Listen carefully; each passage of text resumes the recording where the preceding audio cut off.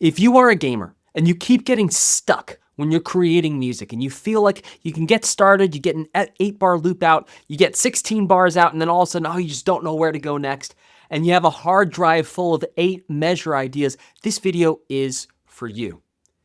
Recently, a member in my community where I help gamers create and release professional music on Spotify, YouTube Music, Apple Music, and obviously into video games, shared the post I'm going to tell you about right now. The editor is going to put it on screen. They're going to blur the person's name out because I'm making this video for this person, and I want to be able to also make it to help you and help past me and help everyone who's dealing with this right now.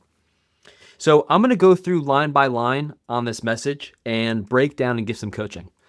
All right, for almost 4 weeks now, I've come to a screeching halt with my progress and growth. So right there, there's an emotional statement. Right? And it's a powerful emotional statement. I've come to a screeching halt. This is a dramatic way of describing and expressing this. The first step for transforming your ability to compose and create music consistently is to transform the way that you use your language, because the way you use your language is going to inspire different emotions. And if you always have the emotion of frustration and difficulty, it's going to be very difficult and very frustrating for you to compose.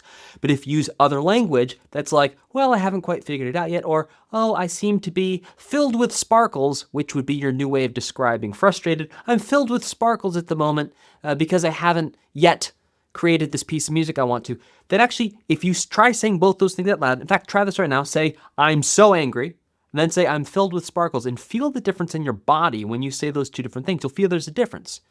And so what we want to do is we always want to ask, is what I'm saying going to give me energy to create music, or is what I'm going to say going to take away my energy to create music? And the theme that I'm starting on here with the vocabulary, I'm going to keep going throughout this message. But the first step is to change the vocabulary, the words we're using to give us energy to create music instead of taking away our energy to create music. Okay, of all the sketches I've done, so this person made 30 sketches to get started, which is what our standard way of operating in our community. Get 30 sketches out, we pick the top winners and expand those from there. Of all the sketches I've done, only 2 I was able to bring up to 32 measures. All right, so right there.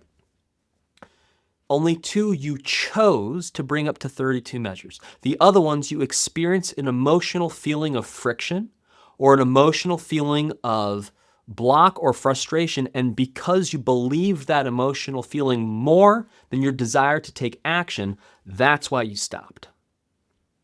And this is so important, because if you believe that feeling of friction and believe that feeling of friction is true, it's not, it's just a feeling.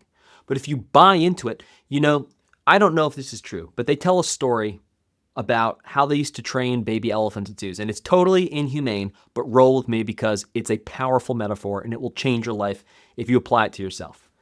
So the way that they would train a baby elephant is they'd put a big stake in the ground and they'd hold it there. And anytime it tried to pull the stake, they'd whip it and hurt it, right? Give it pain every time it tried to move the stake. And then what happens is the elephant grows, and 10 years later, the elephant's giant, so big it could take the stake out easily, but because it believes that stake is holding it in the ground, and it believes that that stake, it's going to get hurt anytime it pulls on that stake, it doesn't pull on the stake. It could easily break through, but it has a belief that, oh no, this stake's holding me in the ground, but really the stake isn't holding it in the ground at all. And so the belief that you were not able, right? So if you were able to bring up 32 measures, that means you were not able to bring the other ones up to 32 measures. That is a false belief. It is untrue. And if we sit with the untruth of that, then it's like, okay, wow, that means I made a choice not to write that music. Now that's a critical distinction. Because if you say that, acknowledge that, and own that, that means you then have the power to go write as much music as you want.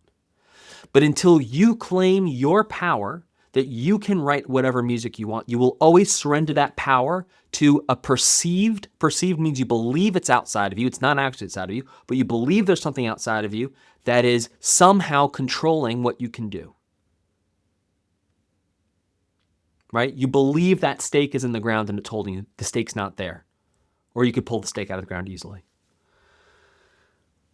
All right, and only of the 2 that I end up really liking and gives me a smile when I listen to it. Right, okay. So you can see already just in these first two sentences, there's a lot of emotionally based movement, right? I'm feeling positive emotion when I listen to these things, so I'm going to do it. I feel negative emotion around these other things, so I'm not going to do it.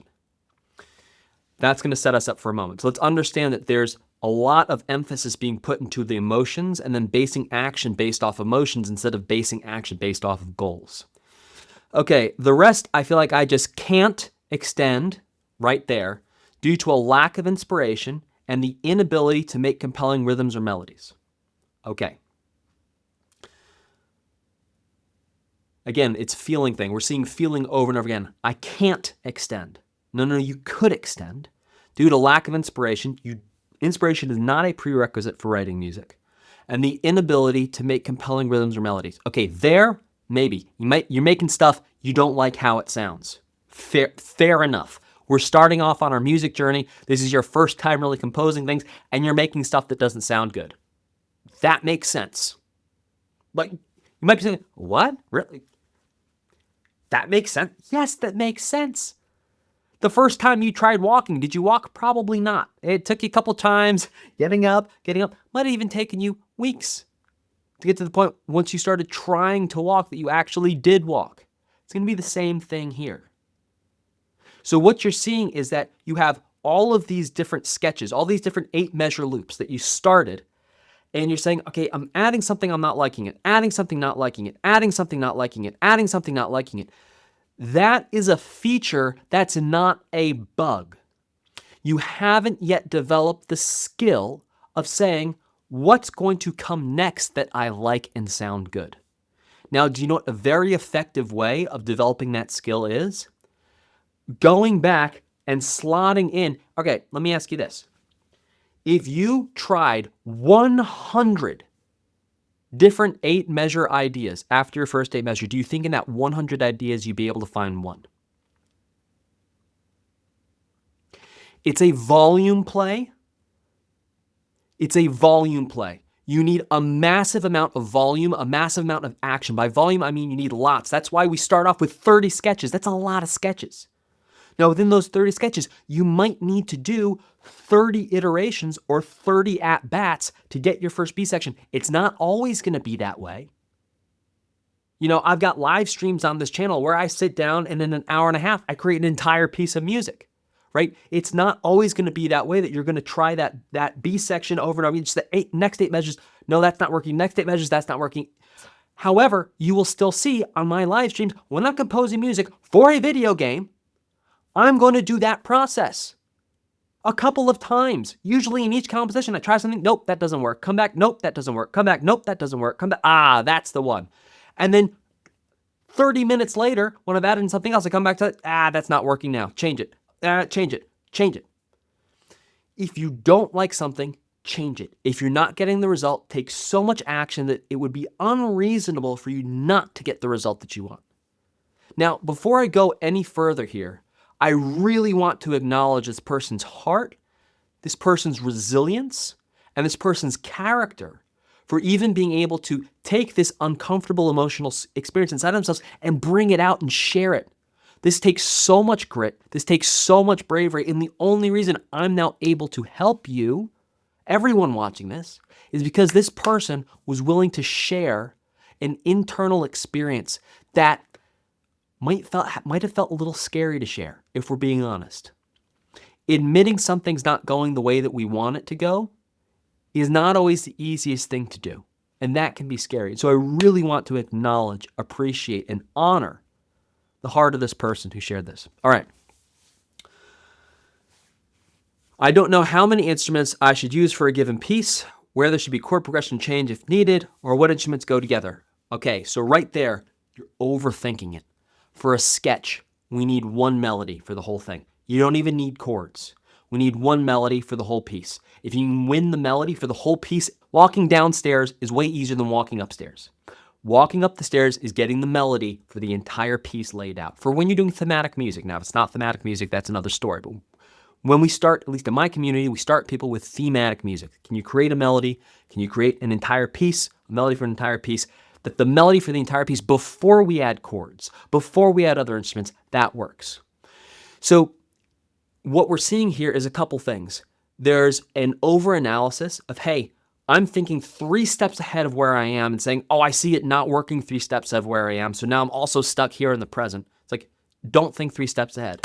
What's happening right now? What is in front of me right now? What can I control right now? Take care of that. Okay. I thought about moving on to music theory level 2 and expanding what I know with the idea that it might be able to help me extend my music with new skills. I don't know if that is correct. What's happening right here is an emotional and mindset issue. It's not a music skills issue. I'm going to say that again because this is so important. And this is why in my coaching programs, we spend so much time on mindset, and we spend, real talk, 80% of the time talking about mindset, 20% of the time actually on the music. Now, to be clear, we've got courses and stuff people do on their own time. So, we end up talking about the mindset stuff. But like, getting more music theory knowledge is not going to solve the emotional experience you're giving yourself with the stories of failure that you're creating in your mind, or the stories of failure you're imagining. And that might not be exactly what's going on, but that stuckness that you're feeling, the reason you're feeling stuck is because you haven't taken enough action. Really. So it's like, take more action, slot in more ideas, play with more things. And here's the critical thing. Even if you haven't learned something yet, play with it. Maybe you haven't learned exactly what 16th notes are or exactly what 8th notes are. Doesn't matter. Go play with them anyway. Find something that works with those. Play around. And then also with a melody too, at the highest level, if you want to create a compelling melody, you must first have a compelling rhythm. That's why you'll see when I'm writing parts, like I just did a live stream yesterday, composing a piece for a video game. And literally for 2 or 3 of the instrument parts, before I decided what notes, I got a rhythm all on one note. And I made sure that rhythm worked and I liked the rhythm. The rhythm was compelling. Then I changed the notes. A compelling melody must start with a compelling rhythm. You cannot have a compelling melody without a compelling rhythm. The notes alone, how high or how low a melody is, will not make the melody compelling. It's going to be the rhythm. Then the notes will add to it, but the rhythm comes first. Okay, now here, so much art. I feel ashamed that I can't put into practice what I've learned so far. No, you're doing amazing. That I don't like what I've made so far besides just the one piece. That's okay, that's normal, it's early days. That I've been away so long due to this shame. You're back, that's what counts. And I so wanna honor you for stepping up to the plate. Like, wow, my heart to your heart, yes. I honor you, I respect you so much. I respect you so much for bringing this out and sharing it. But I haven't given up, yes. Because there was something I could choose to do for the rest of my life between all my interests, and I could choose one, it would be this. Yes. Okay. Lessons learned. Next time you get stuck, if you're in a coaching program, if you have anyone around you, and this is in any part of your life, this is not just music. Anytime you get stuck, bring it outside of yourself. Always, always, always. Take it out, share it with someone. Hey, I'm stuck. Today, I talked to someone who had like zero ability to help me with the issue that I was telling them about. I told them about how I was stuck about something. Because once you start talking about the thing that you're stuck on, and you don't say I'm stuck on it, you just say, I really need more of this. Or I really need more of that. And sometimes people will just say things to you that'll spark inspiration inside of you. But just share. And when you're in a coaching community and you have, for example, someone like me as a resource, it's like, share this stuff. Because this conversation, we could have had this conversation 4 weeks ago. It's great we're having it now. But the point is, share sooner rather than later. And open things up. Keeping things in darkness lets things fester and grow and go bad. Think about like moldy things. That's in the darkness. Think about things decaying and going bad. That's in the darkness. You bring things out in the sunshine. Sunshine is actually it's like disinfectant. It kills germs. Bring things out into the light. Bring things out into the truth. And I really want to honor you for that. But I really wanted to make this video because I know, and I talk to, and the reason I know this is because I talk to so many people who are stuck at the 8-measure loop. They write 8 measures, they don't know where to go next. 8 measures, they don't know where to go next. I talk to people who have hard drives for years, just doing 8 measures, different 8 measures, different 8 measures, different 8 measures. You've got to push through that emotional discomfort and not even push through it, because that's not the game. It's you literally Acknowledge the emotional discomfort is there. Feel it. Don't pay attention to it. Just acknowledge it. Like, I don't know if you've ever been walking in the city and there's like a crazy person. Like, you don't face the crazy person and say, hey, how you doing? You acknowledge there that you keep walking, but you keep track that they're there. It's the same thing here. When you have that emotional friction come up with writing music, it's acknowledge it's there. Don't say hi to it. Acknowledge it's there. Okay, that's there. I'm not denying it's there. I'm not going to dissociate that it's there. It's there. Now, what am I going to do? And then what I'm going to do is I'm going to take so much action that it would be unreasonable that I not get my outcome. In other words, if I wrote 100 versions of the next 8 bars that were all radically different from each other, is it likely that within those 100 versions, I'd find one that was cool, that I liked for my next 8 measures? The answer is probably. And you probably don't need to get to 100. You probably get to number 6 or 7, you find something. Take action. Don't listen to your feelings in this case. There's going to be times when you listen to your feelings. This is not one of them. Your brain is a survival machine designed to keep you alive and to keep you safe. And when you don't have a tiger to run away from, it can get very confused about what it's got to keep you safe from. And one of the things it can think it's got to keep you safe from is composing music. Right now, your brain is trying to keep you safe from the risk that it perceives to you of composing music. Oh, what happens to you? Leave that alone. All those stories, whatever the story is, fear of failure, perfectionism, I'm scared of what happens if I succeed, I'm scared of what happens if I don't. Whatever the story is, treat it like the crazy person.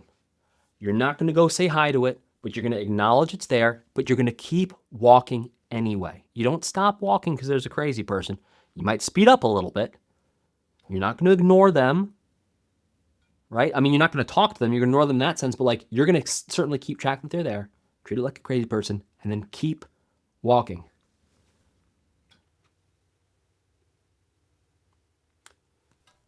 Reminds me of words from an old book. And the words from this old book go something like, even though I'm walking through the valley of the shadow of death, I will fear no evil. And those words from this old book just came to my mind because the key part is that I'm walking through the valley of the shadow of death. I'm walking past the homeless person. I'm not camped out next to the homeless person. I'm not sitting there living with my negative emotions. It's like, okay, those negative emotions are there, and I'm moving forward. Through. Walk through. I'll see you in the next one.